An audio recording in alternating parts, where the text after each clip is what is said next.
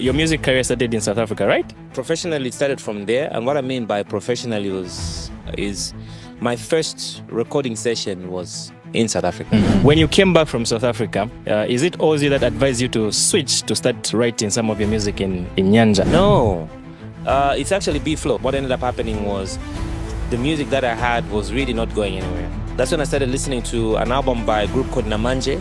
In Namanje, there was Hamoba and Chatu. There were 3 albums I was listening to like every single day.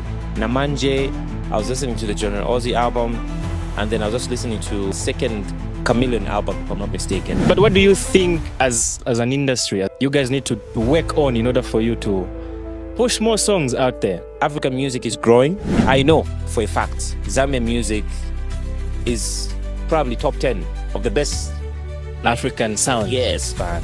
But what you also need to understand is that other countries are closing out the international market.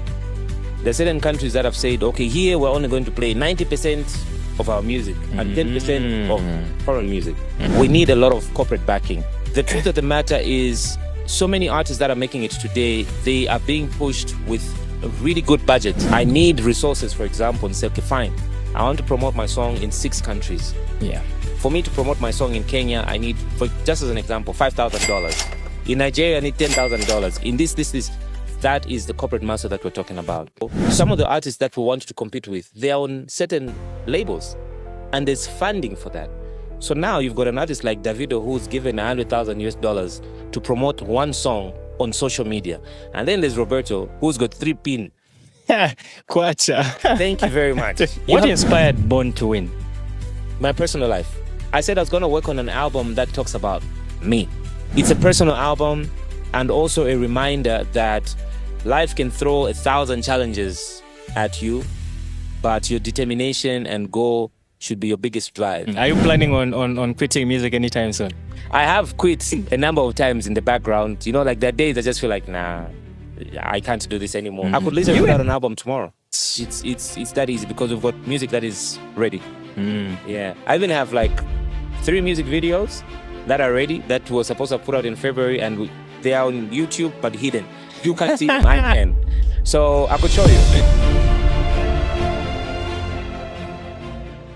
What's up, ladies and gentlemen? Welcome to yet another episode of The Muse. My name is Ike, and today I'm with the superstar, Mr. Roberto. Welcome to Sesheke. Thank you so much. How was this? I thought we were supposed to be doing like it's Lozi, yeah? Here you guys speak Lozi, right?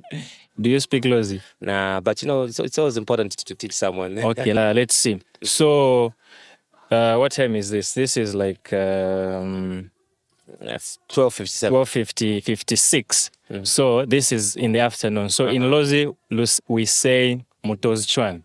I know that. I know. That you know? Yeah. Okay, what would you like to learn? Let's see. Maybe like like something that is very local-ish, like a term that you use, like maybe like uptown or downtown or or like a certain meal.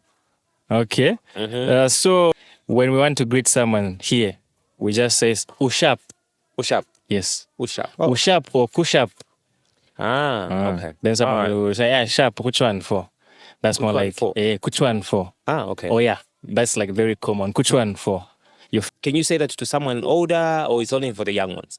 Sometimes, there's a certain way you can greet someone, and it's only for the elderly people. Yeah, that one. Say someone, alo, you know what I mean, right? Yes, alo mlibwanji is equivalent of kuchwan for. Kuchwan for. So it's mostly just it's like slang. Yeah, among your peers. But if let's say you're talking to someone who is your age, you can. Oh, okay. Yeah, you can. Yeah, I get it. There's really no restrictions. Nice. Yeah. Nice. What else? Anyway, we'll get to teach you. Like if you want to say, like, can I give up money? You guys on this podcast don't give up money. You don't say, let me give you some money. So when you want to say, no, you say, nwatakufa kwa mali. I left the chat. Nivata kukufa kwa mali. Yes. Nivata kukufa kwa mali. Yes. Okay. That basically means I want to give you some money Kapachelete. No, it's okay. Let's move on. You lose me. Yeah. Yeah. Anyway, welcome to the Muse. Thank you so much. Thank you for having me. Yeah, it's a pleasure having you. Thank you. Yeah. I know that you lived in South Africa for quite some time. Yes, I did. Then when you came back to Zambia, you used to do your music. Basically, your music career started in South Africa, right?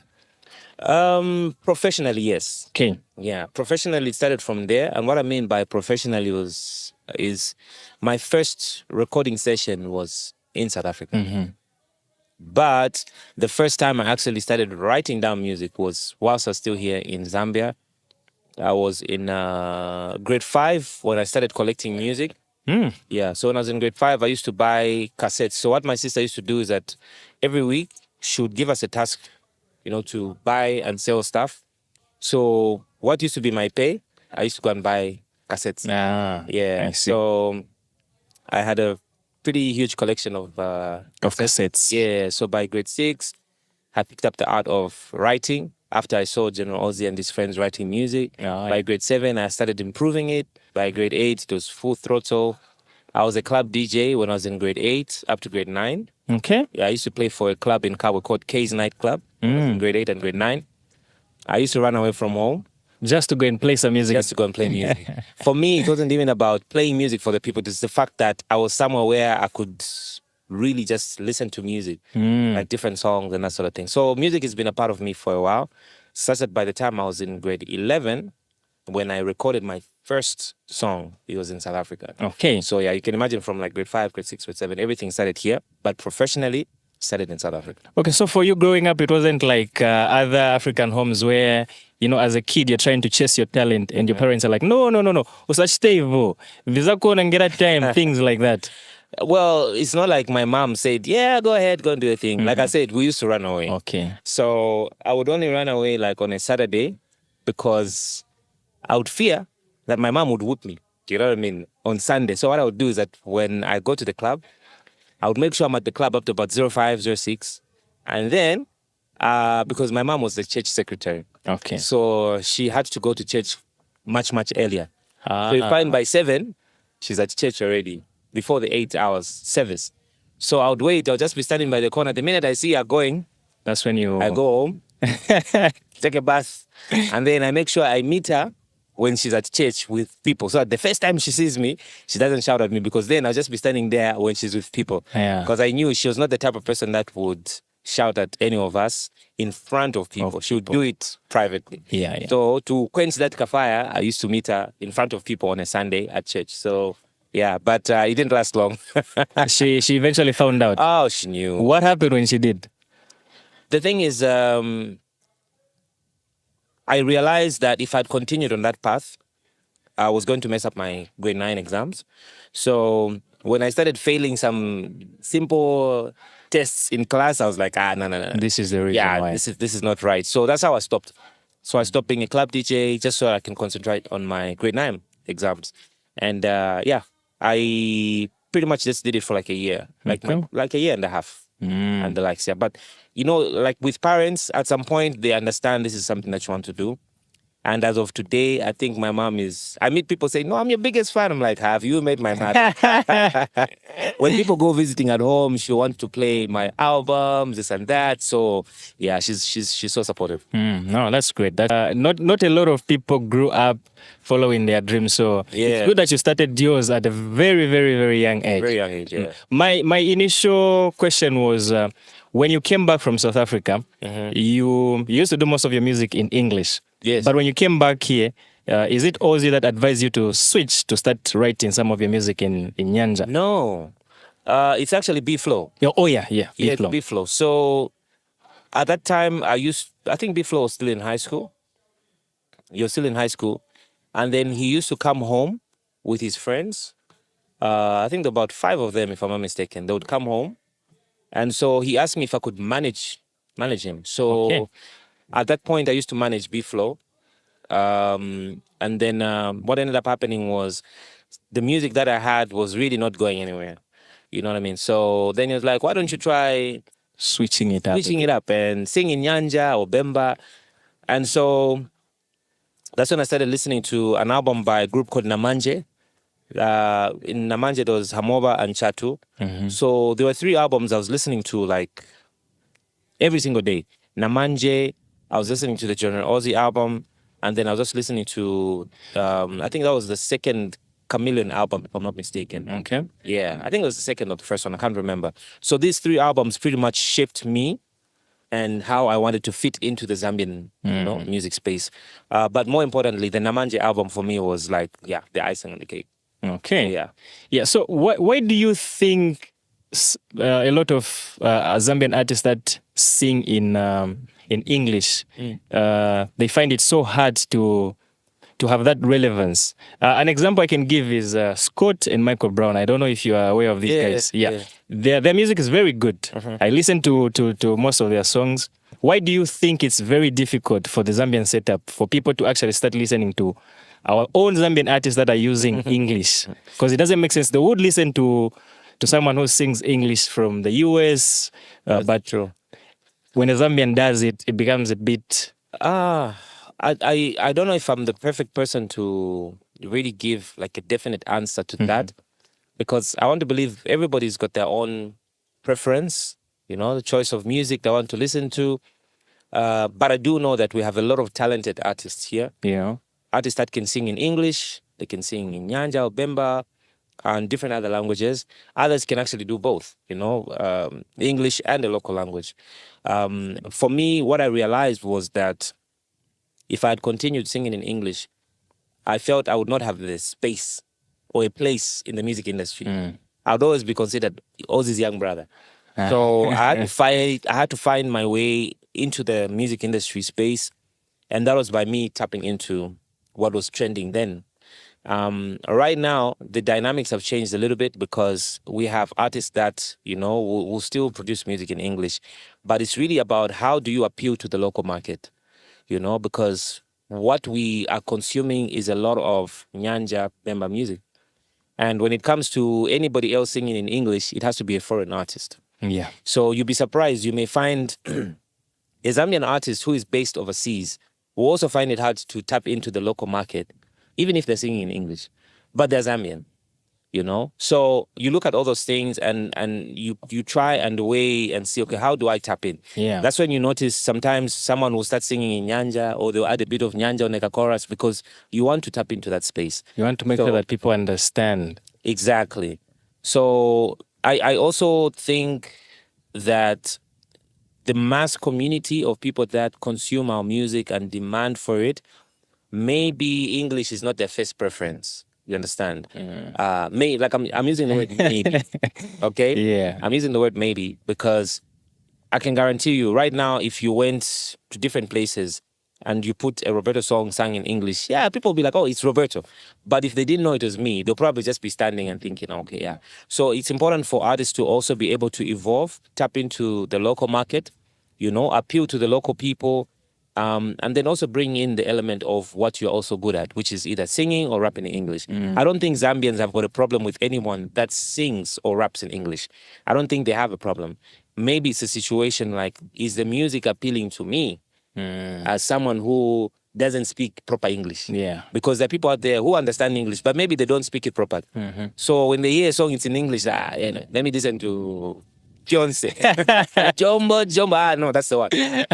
So maybe that's the whole situation that we do face, but it can be worked around. Yeah. How about when it comes to tapping into the international market? What do you think we need to do? Because we're not saying that there are no songs that are from Zambia that are out there. Amarula is one of them. Yeah. Amarula is how old? 10 years old now, right? Yeah. So actually, yeah, it is 10 years old because I released it in October 2014. Then the video was released in February of 2015. I remember I was still in high school then, so we used to listen to it a lot. Nice. Yeah, and you recently talked about how it's now just taking up in India. Yes. Where it's more like that's when they're just discovering it. Yeah. So meaning it still has that relevance. Still growing. Yeah. So, but what do you think as an industry, as Zambian music industry, what do you think you guys need to work on in order for you to push more songs out there? So right now, African music is growing, you know, and I know for a fact Zambian music is probably top 10 of the best. African sound. Yes, but like we could sit here and you can give me 10 artists and I can give you 10 artists that I believe can go out there and represent Zambia, and no one will be like, whoa, no, we don't like that. But they'll be like, okay, that's great, that's great. Yeah. The challenge we face is just a position on the global space, because right now our sound is rich, our artists are talented, we've got talented producers, videographers, name it, we have it. But what you also need to understand is that other countries are closing out the international market. There are certain countries that have said, okay, here we're only going to play 90% of our music and 10% of foreign music. So now let's look at 10%. There's Cardi B, there's Drake, there's Asha, there's Chris Brown, there's a Nigerian artist, Ghanaian artist, South African artist, and we're all fighting for that 10%. So now imagine if your music is not being pushed in a way that even a radio station that is in, just as an example, in Cameroon is going to say, listen, we want an Afrobeats show. How are we positioning ourselves to be recognized by a scheduler or a programmer and say, I want 3 songs from Zambia? How do they discover our music? How do they get to know about our music?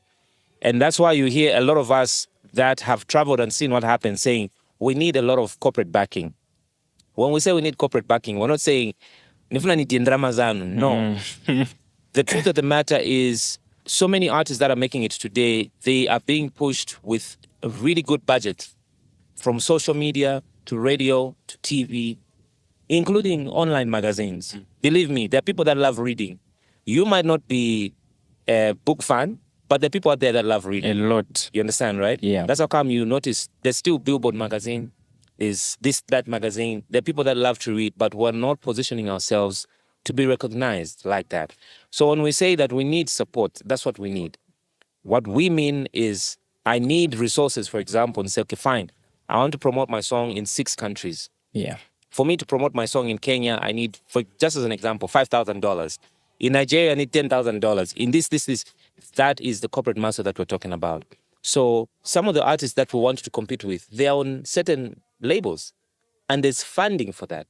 So now you've got an artist like Davido who's given $100,000 to promote 1 song on social media. And then there's Roberto who's got 3 pin. Kwacha. Thank you very much. Do you understand what I'm trying to say? So you find that a Zambian artist has got amazing songs that can compete on a global scale, but we cannot compete on that level because we don't have the resources to market our music to certain people. You understand? Yeah. But the music is great. But like, what are artists supposed to do in order for them to be able to convince these corporate entities to say, no, this is what we need, and maybe if you can come in and just chip in. Do you know what? You see what you're doing right now? You have people that help you, and out of your own resources, you're able to help them based on what you are able to put together by yourself. Yeah. So let's say this podcast becomes a big thing. Are you telling me there isn't a single company that's going to look for you and say, listen, we want to put in 20,000 kwacha for each episode. So we now want you to brand your laptop, want you to do this and that. On your table, we want this branded ABCD. Yeah. There are companies out there that are looking for good content, and they want to market themselves using people that already have certain platforms. You cannot tell me that the entire Zambia, there isn't one single artist that someone somewhere out there believes they cannot sponsor. Are you telling me even right now, if you had $50 million, are you telling me there isn't a single person that even you yourself, say, I'm willing to put in even a 50,000 quarter? No, there is definitely. There is definitely. Like I said earlier on, we live in a country where talent is in abundance. We have so many talented people that can definitely represent the country extremely well. We just do not have the resources. Our industry doesn't pay us to a level where we can say, okay, guys, I'm going on a tour. I'm going to market myself in 10 countries because I've got the money. You understand, right? Yeah. We don't have. even right now, whatever money that we're making from these shows, trust me, we have to fight with one, photos, the artwork person, music video, promotion. There's certain artists who are in this country, you find that they're big in Western Province, like really big. Like people here would know that's a good song. True. But you go to Northern Province, do the people in Northern Province know them? So it shows you already, even just within the country itself, imagine if you gave certain artists, even mention 3 artists from right here in Sesheke, that you know that if they were given even a 20,000 kwacha to market their music, you would hear it everywhere. But they don't have that money. So those are the challenges that not only myself, but so many other artists are facing. And it's a growing industry. And we all can't be knocking on the same door. Because even for you, if today someone knocks, I don't pay back for 5 pin, you close, no, I'll give you 2 pin. Tomorrow someone else comes, listen, I'm asking for 3 pin. You give them, and then other person, at some point you'll be like, when am I going to make the money, right? True. So I know that the corporates can't help everybody. It's not possible. But there could be a few individuals that they can single out and say, okay, guys, let's do a rollout plan for this year. Let's have a budget of X amount where we're going to identify 5 artists that we're going to help push the Zambian music to the next level. If we had 5 companies doing that and just adopting even 5 different artists each, I can tell you, you would see a lot of change when it comes to Zambian music industry getting to grow. Okay. Would you say there's been a difference in relation to everything we're talking about from the time that you started and where you are right now? The only difference is that we have a number of platforms where you can market your music now, you know. But even with that, like the example I gave you, every time I travel, I go to different provinces, I discover artists that are really like doing great in their respective provinces or towns, but we might not have heard of them. So even with the introduction of social media and the use of social media, it's so difficult to discover other talents, especially if they're not on your timeline, you know, on your feed and that sort of thing. So some artists, they'll always be in someone else's shadows because they're not right there in front of us to see. True. So there are positives and negatives to the growth of the industry and technology itself. Because also remember, the more of these platforms get to mushroom, you find someone is going to say, I don't like Facebook. I prefer Instagram. Yeah. The people will tell you, for me, I just prefer TikTok. Facebook. Never fun. Exactly. So each platform gives you a different narrative already of what people's preferences are. And so it's good to have these different platforms. And I feel we're still growing. A lot is changing, but again, not so much has changed. I don't know if it's making sense. Yeah, it is. It is. So it's good that we have different ways in which we can promote our music nowadays. But also as the landscape is growing, the more others are being suppressed because if they don't have the right connections, the resources, then it's difficult for people to discover them. So it's a good and bad thing at the same time. Talking about talent that might be in a certain place, and when you go to some provinces, you might not be able to discover them. Oneli, I don't know if you know him, but I recently had an interview with him, and he said around the time you were doing the remix for Bestie, he said something like you guys were supposed to work together on that remix. What happened? And I heard it from his side. I would love to hear it from yours. What did he say? I didn't see that. I didn't see it. So what happened is, according to what he said, he just delayed in giving you the verse because you had a certain timeline, and then he was not able to meet that deadline and ended up working with somebody else. That story is almost true, but not.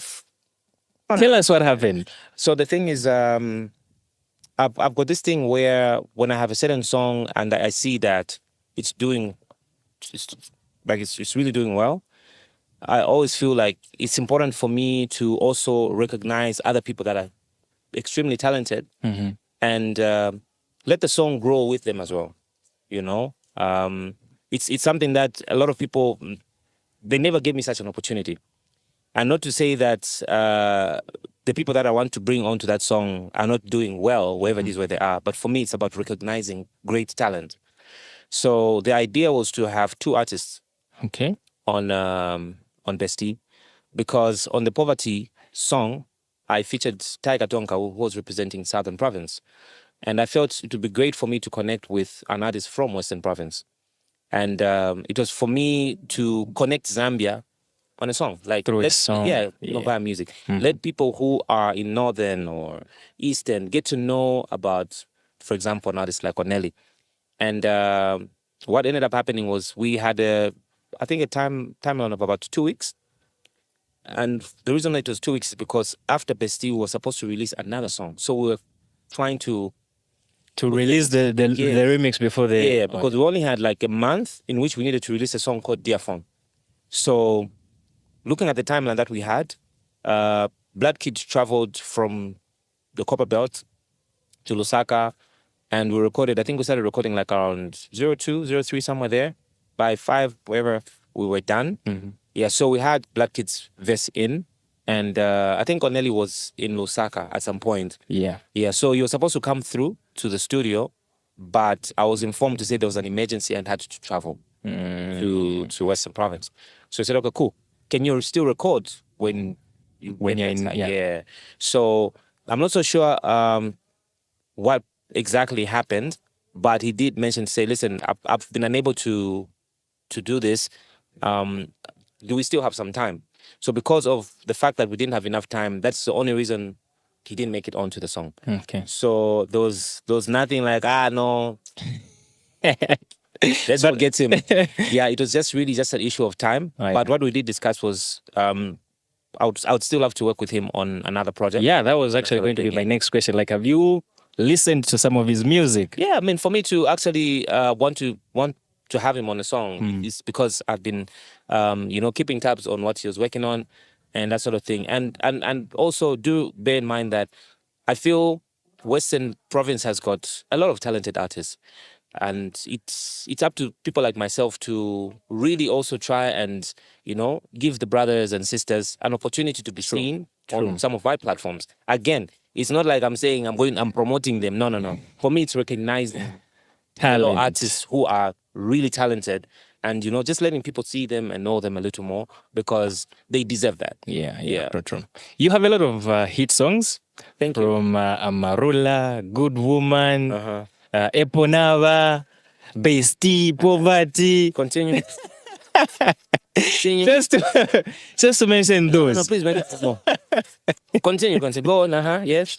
Dear Phone. Yes. Is it the new one? Is it Commitment? Yes. Fiance. Yes. Go on. I want you to, yes, go on. People get the picture. Yeah. What's your secret to writing good hits? You must have a secret or something because it seems like it works. It works for you, whatever you do. Wow. I think it really just it's an issue of trying to create music that is relatable to people. Because it's like someone who's telling a story. When someone is telling you a story and the story is not making sense to you, first thing you just be on your phone. Next thing you start making photos. Because the story is not making sense. So what I try to do is to create music and content that is relatable. If I do a song today, how should you kind of like feel when you hear that song? What memories is it bringing? And for me, that's what I always love to do. I like to create an experience with a particular song. When you hear it, it's either it's going to remind you of a brother or an aunt or a parent that loved it, or maybe there's someone that used it at the wedding, or you dedicated it to someone, or you're going through something. There should be something linked between you and that song. So I don't know if I would term that as a secret, but it's for me, it's just like life in general. Like I want to do music that will minister to you. It will touch you. If you're feeling sad, you should think, there must be a Roberto song that's talking about something, in relation. Whatever I'm going through. If you feel loved, someone should send you a song. Listen to a song called Commitment. When you hear a song like Commitment, you'll be thinking, okay, this person is saying they are going to be with me forever and ever and ever. So every song for me needs to have a message that is relatable, and that's all I've been doing.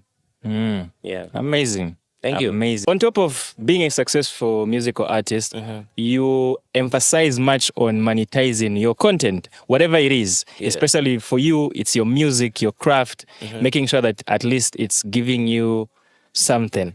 Now, my question for you is concerning myself. Oh, okay. Yeah, what I'm doing here. Yeah. What advice would you give me on how I can go about?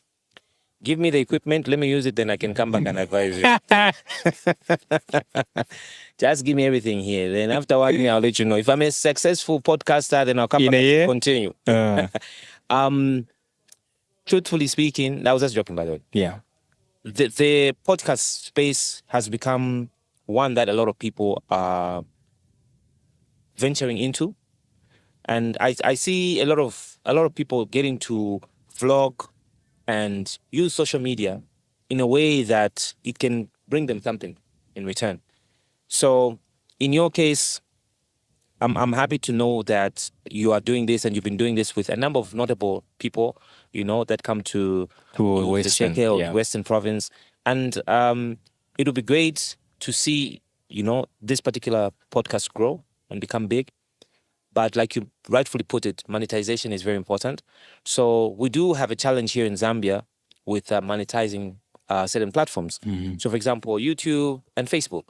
So I don't know if you guys know this, but if today I release a video and I'm celebrating, we've done 1 million views. Yes, 1 million views. If those 1 million views are from Zambia, are you aware that I might not even be getting paid? Yes. You know that, right? Yeah, I'm aware of that. But if I get 1 million views and it's from other countries where YouTube is monetized, then I'll be making money.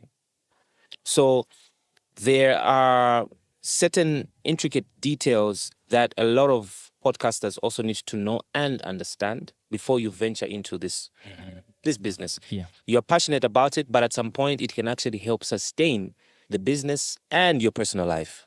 You understand, right? So I always advise people, please do your research, get to know where you can, place your podcast, what platforms can you throw your content on. Sometimes it doesn't have to be the entire, if this podcast is supposed to be an hour, you can literally cut clips out of it. Yes. 1 minute, and you post on all your platforms, whether it is TikTok, is Facebook, Instagram, even on your WhatsApp or Telegram, Reddit. You can use all those platforms to market yourself. So with podcasting, it's really about marketing and how you position yourself, because people will always be interested in a good story. True. Trust me, a very good story. At times, people sit down just to hear someone speak. So now, if you've got the ability to have someone sit down and watch you, how do you keep them coming back to you? It's how you put yourself out there, how you market yourself, how you present yourself. How is your content relatable to people? And on top of that, are you able to make some money out of it? You understand? So you're talking about monetization, which tells me one thing. You want this to grow. Yes, true. So if you want it to grow, you need to keep doing your research so that you know where you should position yourself, where you should take it. If you're not able to monetize here in Zambia, where can you do it? How can you do it? So there are all those things that you need to look at. And I believe there's room to grow. And I honestly want to wish you all the level best. From our interaction, I can tell you're someone that does your research, where you get to know what your guests have been up to and that sort of thing. And for me, that's a plus already. Thanks. So, Thanks. I'll be looking forward to seeing you go with a nomination at the next Zamtel Social Media Awards. Yeah. You know what I Well, mean? yeah, I was actually looking at the people that won. That was very inspiring. I was like, It is. I would one day want to be one of the It is. nominees. It is, and I'm happy that our content creators, yourselves inclusive, are being recognized, because I can guarantee you, I was equally looking at some of the nominees. There are a number of people that I had no idea actually existed. So to see all the nominees there, it's an opportunity for people like myself to also get to know about other people. So sometimes when you do not win, you feel that edge, like, you know what, I should have won. But also it's important for you to remember that now there are people that have known about you. So it doesn't mean that if you don't win, you do not win in a certain way. You win by being nominated, because now people get to know about recognition. you. So now they start looking out for you and say, who is this person? So I think there's room for growth, and I'm looking forward to your stuff. Yeah, a very big challenge that I would say content creators face from here, or let me say someone who does something like this, is when you approach an artist, someone with your status, they're usually not interested in doing things like this, especially Were we interested? Okay, I wouldn't say. Did he give you a tough time? So what happened is, I think he was cool about it. Yeah? I think when I talked to Jasper, he was cool about it. Yeah. All he told me was, "Can you just send me your links? Okay. Can you send me your links?" And after I did that, he was like, "Oh, okay. I've actually seen some of the work you've done. Yeah. I think we can do this." Okay. So that's like one of the biggest challenges. So whenever I get to interview people that actually agree to come on here, it's such a very big pleasure, and I really appreciate that. No, you're welcome. So I'll give you simple advice right here instead of doing it behind the cameras, because what you need to understand is that what you're doing, there's someone watching that equally wants to follow in your footsteps. Sometimes we think because we are here, we're not inspiring other people. What you might not know is that there's certain people that actually look forward to your uploads. So I want for you to use this platform to also let other people know what they can get to do. So I'll give you a little guide. Okay. So I want you to do a little research. There's what you call an EPK. Okay. EPK is short for electronic press kit. Okay. Yeah. So your EPK, it's like a mini bio. Throw in some images of some of the interviews you've done, and where people can actually click YouTube or ABCD. So when you send that, even when you send an invite, say, "Hi, my name is ABCD. I'd like to invite you for blah blah blah blah blah blah, and this is what we've done so far." When the person clicks that, they have that information on one single page. Okay. Your bio, mini bio, number of YouTube subscribers you have right now. The previous episode did X amount of views. This one, this and that. Previous guests include this and that. Brand affiliation. Okay, cool. I'm working with this and that. I've also worked with that. Already, someone will be able to look at it in under a minute. I would know if I'm going to say yes or no. Oh no. Yeah. Because sometimes when you call someone will be like, "No, I'm in the bank. I'll call you back." But if you just say, "Okay, cool, please, I've sent you something on WhatsApp. Please take a look at it." Whilst I'm in the bank, I'm busy looking at your EPK. I'll be able to say, "Ah, this is great. We can do it." So you need to learn. Remember what I was saying. You need to learn how to position yourself. Because even with that, if you send to potential sponsors and say, "Listen, my name is blah, blah, blah, blah. I'm from this side, and we currently have the most followed podcast because we've hosted this one. These are the numbers we do. These are our, what do they call them again? What's the back end information? What is it called? Not like stats? Analytics. Analytics, yes. These are analytics, ABCD. I can guarantee you with that already, you'll be able to get feedback from potential sponsors because they've seen what you're doing. They've seen the numbers behind the scenes and they've seen where you're going.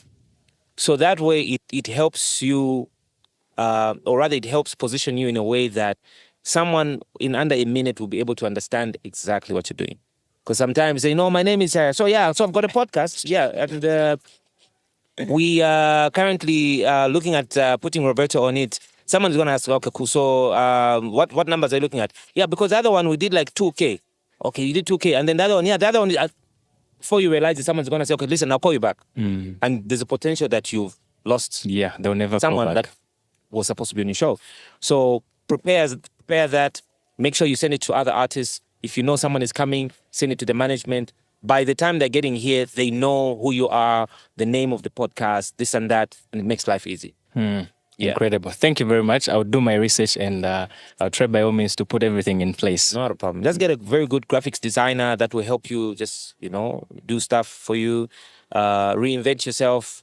Maybe every 6 months, just come up with some new graphics, new lower thirds, different stuff that will just make your podcast interesting. Thank you. Yeah. Thank you. What inspired Born to Win? My personal life. Okay. I said I was going to work on an album that talks about me, unfiltered. Surprisingly, I started working on the Born to Win album, I think like 4 years ago. Yeah. That's a very long time. Yeah. So the song with Chandambao, Don't Stop, was probably one of the first few songs because I've had that song for a very, very long time. I think like 5 years or so. So I've been working on material that I would release, other songs I would keep for the album because I said, this one talks about my personal life. Situations I've been through, my happy moments, my sad moments. And so I wanted to craft an album where I could listen to it and be like, okay, yeah, this reminds me of a day that I was really sad and I was not happy. Or this reminds me when this happened. This reminds me. So it's a personal album and also a reminder that life can throw 1,000 challenges at you, but your determination and goal should be your biggest drive. You know, you need to be able to live through whatever challenges you face. You get it? So even if you've got 5 people trying to pull you, you still have to find a way to just go through them and keep going. Yeah, keep pushing. My favorite song is Bow Tie. With Natio. Ah, nice. Nice. I've been listening to that song since I had the album. I've just been playing it nonstop. Nice. It's a very good song. No, it is. Definitely is. Do you have songs that you've written that you did not expect would do well from, let's say, all your hits? I would say, to be honest with you, and I know maybe for some they'll be thinking some type of way, but do you know that Amarula was a very experimental song? How? It was a different sound. I just wanted to tap onto a sound that was really making me feel some type of way.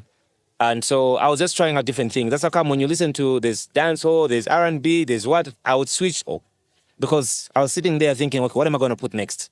Okay, yes, I be a sugar daddy. And that's like dancehall. Next thing, there's it's only you, yeah. I switch to R&B. Then I go back to dancehall. So everything was really just like experimenting, putting things together. And to my surprise, it worked. I would say my biggest song, my biggest export song, you know. So it's good to see music go to places far and wide. And at times it's difficult for me to say this is my favorite song or this is the best song that I've ever written. So you do not have a favorite song? Oh, it's so hard because I've got songs that I haven't even released yet that I've held on to for years, and I believe those are good songs. So yeah, I wouldn't say I have one particular favorite song. I have favorite songs.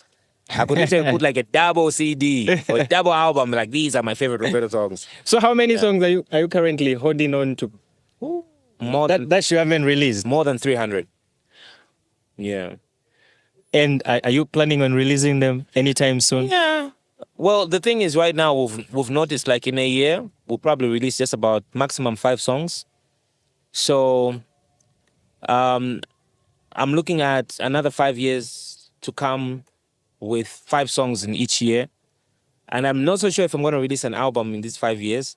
But yeah, when the time comes and my spirit says, okay, put out an album, I think we'll be ready. Okay. But yeah, I'm still recording like songs almost every week. Yeah, I mean, if you have like 300, more than 300, yeah, it would be easier to do another album, I think. Very easy. I could literally put out an album tomorrow. That's it's that easy because we've got music that is ready. Yeah, I even have like 3 music videos that are ready that were supposed to put out in February, and they are on YouTube but hidden. You can't see them. I can. So I could show you. I've got a whole video that is on YouTube, and we uploaded it in February. This song was actually supposed to come out before Bestie. okay. So we switched it with Bestie. Then we ended up releasing Bestie. So instead of this particular song, we said, okay, let's just put out this other song. Why did you switch? Why did you release that one instead? For me, it's usually just about how do I feel. Like I like to study the industry, look at what people are vibing to. Yeah, let me show you. That's incredible. I've got a whole video complete, done. Amazing. Yeah, so this was uploaded. Can you see down there? What's the date that we uploaded it? 24th. Can you say 24th February? Yeah, 2025. and great. You actually see it's a whole music video, complete, done, everything. You know that song? It's on the album. Yeah. Oh yeah. So I do that at times. I would hold on to music videos, I hold on to songs, and then I release it, and people are like, "Oh, it's a new song." Meanwhile, we've been holding on to it. When in reality, it's just been there sitting and. So that's how come last time I think there were some guys who were like, "No, he stole our song." I'm like, "Wait a minute. Do you know how long I've had this song?" No, but you came ABCD a few months ago. I'm like, nah, man. I've held on to this song for the longest time. It's crazy. I think people do not understand that sometimes sounds can be a bit similar. Yeah. I mean, there's a case with Ed Sheeran. Yeah. There was a time he was sued for, I don't know which song, but he was Oh sued. yeah. There's a certain song that I think they had an issue online, copyright issues and that sort of thing. Yeah. So I can't remember. Is it? Maybe yes. What's the title of that song? I'm thinking Thinking out loud. Thinking out loud. Yes. Yes. He was sued, but Yeah. fortunately he won. So it's very common in the music industry. Yeah. Sure. You've been nominated in 2 categories for the Kwacha Music Awards. No, 5. 5? Yeah. 6 with collaboration. Okay. Yeah. That's incredible. How is it like the highest nominations you've ever received for the Kwacha Music Awards? For the Kwacha Music Awards? No, I don't think so. I think I've received 5 before. There was a time I think I picked up like 3 awards in a night, if I'm not mistaken. I think 2 or 3 in one night. I remember also at the Zambian Music Awards, the highest number of awards I won in a night, I think it was 2. I think that was for Best Songwriter. And I can't remember that other one. Yeah. But I've had situations where I've been nominated quite a number of times, you know. But each time always it feels special because times have changed. You know, you are now getting to fall into a category with a lot of new, great artists, you know, that are doing amazing things. And I'm coming from like a different generation, and to be able to be nominated together with all these amazing new artists is really just. It's a great feeling because then you feel appreciated, and for me it really just adds a lot more confidence to the stuff that we're doing. I was actually talking to Namakau here. We were talking about how you've remained relevant from the time that you started. Yeah. Some of the people that you started with have either just stopped or something happened and we just don't hear them anymore. How have you managed to remain this relevant since you started? I mean, it's been a very long journey. Yeah, it has. We've been doing this for over 15 years. Yeah. So, wow. I think it's not even, I know. It's truly just God's blessings. I was born to win. Just like the album. Yeah, man. God has been amazing. God has been so grateful and gracious, and I really can't take anything away from that. Like you've rightfully put it, many either have slowed down. I don't think it's a situation where you can say the other artists are not as talented as we are. Yeah. They are talented, but maybe just they're venturing into other projects that have swayed them away from releasing music, you know, the way they would release back in the days. And I'm really grateful to everybody that's been so supportive. I don't think it's an issue of, oh no, this one is supposed to be, you know, in the same age bracket with this one, so we can't support. It really is an amazing feeling to still be appreciated, respected, loved. People still voting day in, day out, you know, on radio, all these platforms. It's the best gift ever. Are you planning on quitting music anytime soon? Well, you never know. It might happen tomorrow. It might happen next year. It might happen in 5 years. It might happen in 10 years. I'm not so sure. I have quit a number of times in the background. You know, like there are days I just feel like, nah, I can't do this anymore. You know, and then you find families who just like, nah, just continue doing what you're doing. You know, we love your music. And then, yeah, I continue just like that. But there have been times when I've actually quit. I've just said, I'm done. I'm done. I even packed the PC, put it somewhere else. I'm like, I'm going to do something else. And then, yeah, all of a sudden, connect. But it's actually good. I mean, we wouldn't have been able to receive songs like Poverty, Bestie, Commitment, and other great songs that you've released. So it's good that you did not quit. Yeah, we're still here. Yeah. To someone who is just starting out, who is an emerging artist, what advice would you give them to properly prepare for what the industry demands? If we all had to write a manual book on how to handle yourself in the music industry, I can guarantee you there'll be different versions released year in, year out. my experience is probably different from, for example, Mark II's experience. It's probably different from T-Sean's experience. Even right now, if you approached even an artist that has been around for a year, each one has got a different story.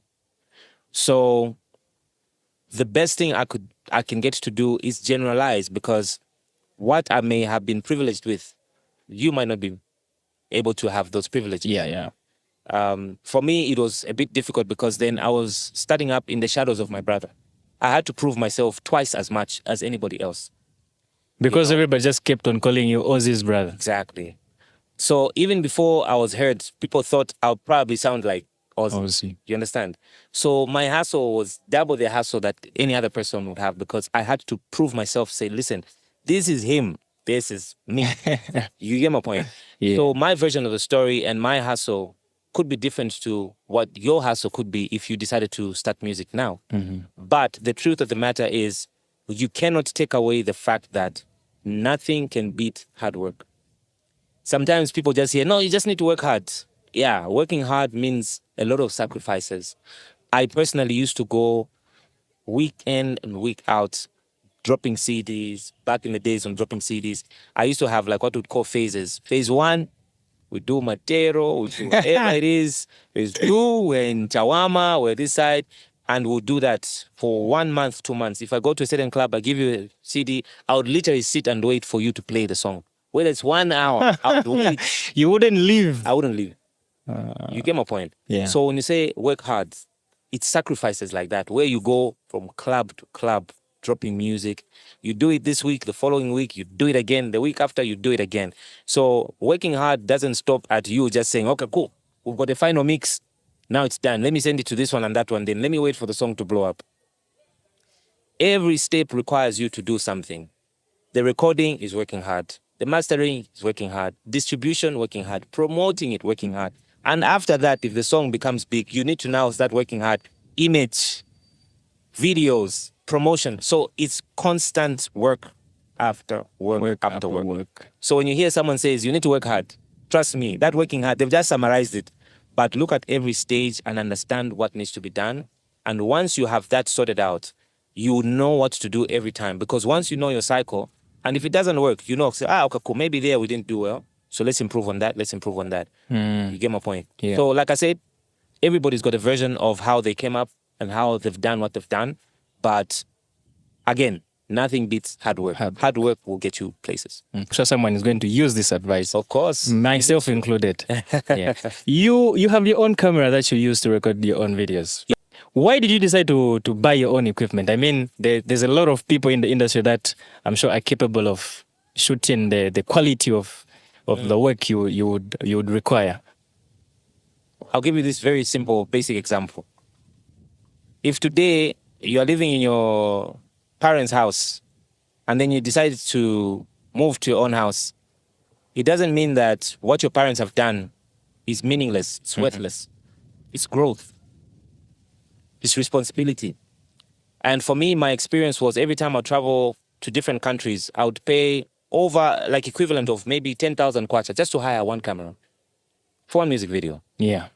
And you need to understand that for you to hire a camera in other countries, they hire everything separately. Lens, separate. Battery, separate. The card, separate. Card reader, separate. Lights, separate. Everything. Separate. So you find that for you to hire full gear, you'd spend a certain amount of money. And I thought to myself, okay, how do I cut down these expenses?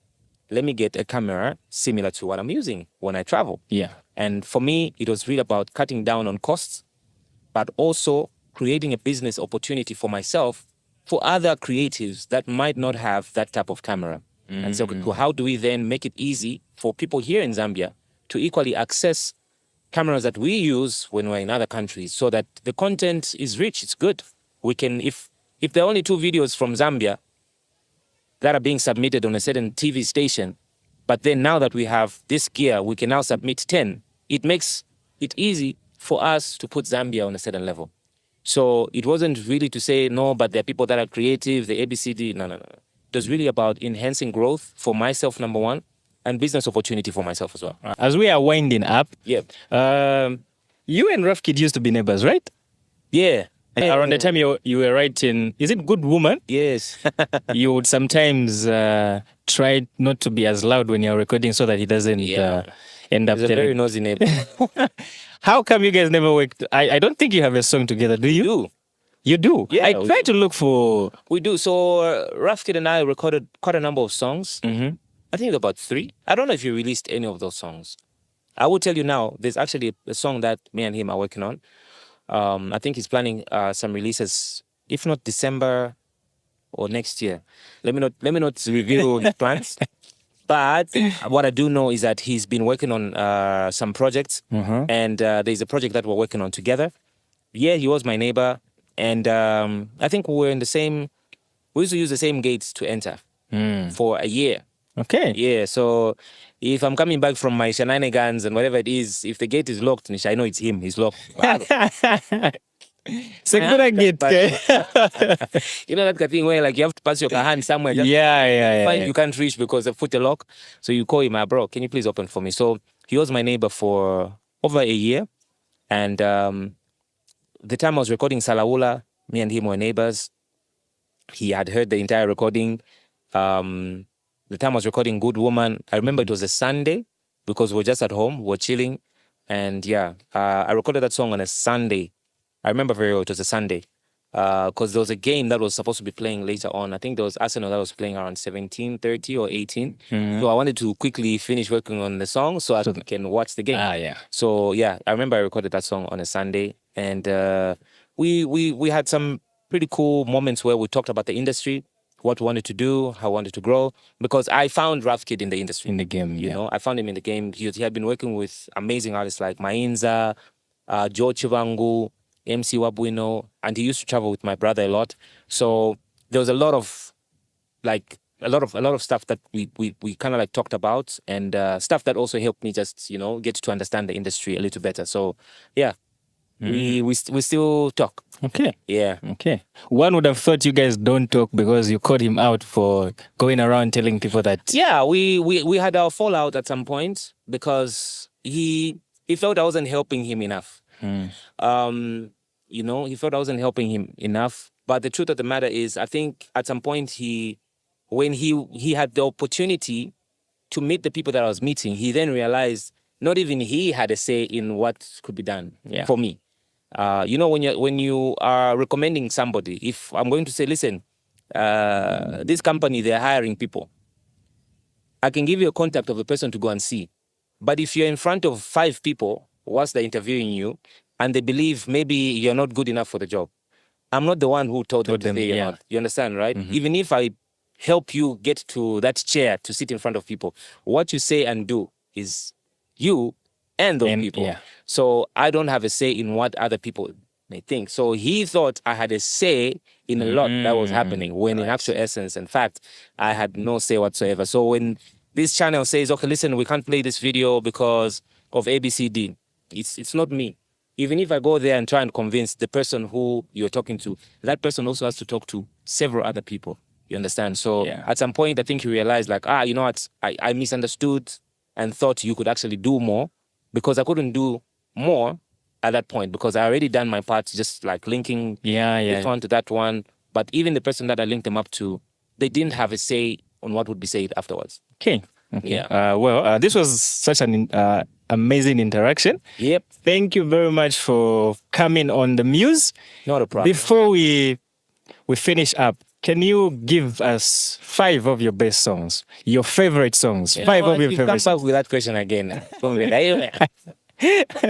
So that we can just notice, okay, these are the songs that Roberto. Have you ever seen a parent choosing 5 of their favorite children out of 300?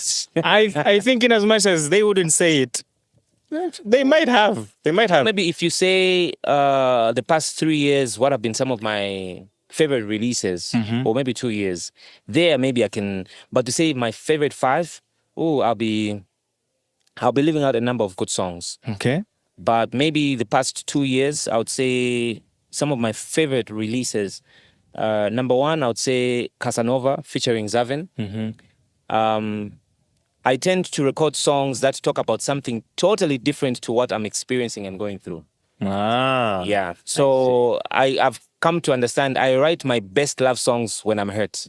Instead of writing the heartbreak song, but you end up writing the best, whichever song you've heard, that's like your favorite Roberto love song. I probably recorded it when I was hurt. So what I do is that I switch personalities. So if I'm hurt, I want to feel loved. if you're loved, you want. I'll do a heartbreak song when I'm loved. When I'm broke, I'll sing a song about money. When I'm money, I'll sing a song about Being broke. Yeah, so I always like to do the opposite. So I would say maybe the past 2 years, So number one, I'd say Casanova with Zambian. That day I was recording that song, I was so heartbroken. I was really, really heartbroken. Yeah. So it reminds me of that.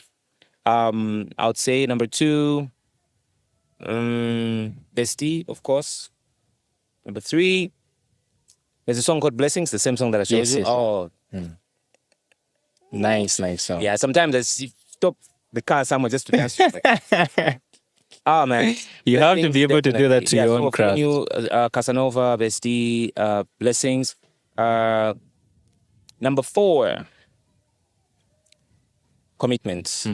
Yeah. Five, you released Poverty. Yeah, Poverty is such a good song. Yeah. Very, very, very good song. You know, the first time I heard Poverty, I was thinking a lot of people would misinterpret that song. Yeah. I was thinking people would look at it, would listen to it and say, oh, Roberto is saying he doesn't want to chill or hang with poor people. Weren't you worried that people would interpret it like that? So there are some people that thought the song was a political song. Then they thought, no, you're talking bad about people but when you actually listen to the song, it's me saying I'm allergic to poverty. Like, I don't want to be seated somewhere and not work because I don't want to be poor. I would rather work, make money than just sit and expect people to bring me stuff. You get it, right?